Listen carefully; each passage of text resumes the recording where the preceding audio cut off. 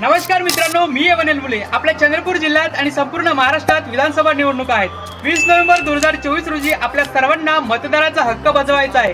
पहिल्यांदाच मत देत असलेल्या नागरिकांना आपलं मत मतदान केंद्रावर कसं द्यायचं याची उत्सुकता असेलच, नाही का? आपल्या भारतात निवडणुका एखाद्या सणांपेक्षा कमी नसतात। देशात वेगवेगळ्या वयोगटाचे कोट्यावधी मतदार आहेत। मतदानाच्या दिवशी मतदान केंद्रावर रांगा लावून लोक आपलं मत देत असतात आणि 5 वर्षासाठी आपला लोकप्रतिनिधी निवडतात। चला तर मग मित्रांनो, मी तुम्हाला सांगतो की मी माझं मत मतदान केंद्रावर कसं देणार आहे।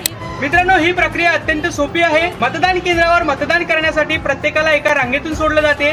तुम्ही मतदान केंद्रात प्रवेश केला की पहिला मतदान अधिकारी मतदार यादीत तुमचं नाव तपासून बघतो, तुमच्या ओळखपत्रासोबत पडताळून पाहतो।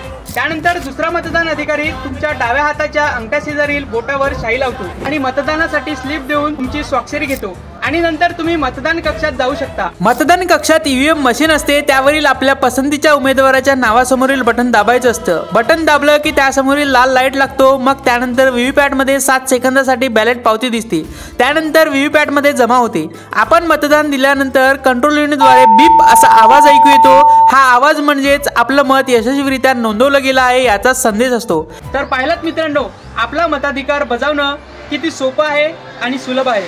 तेव्हा अवश्य मतदान करा। उत्सव निवडणुकीचा, अभिमान देशाचा।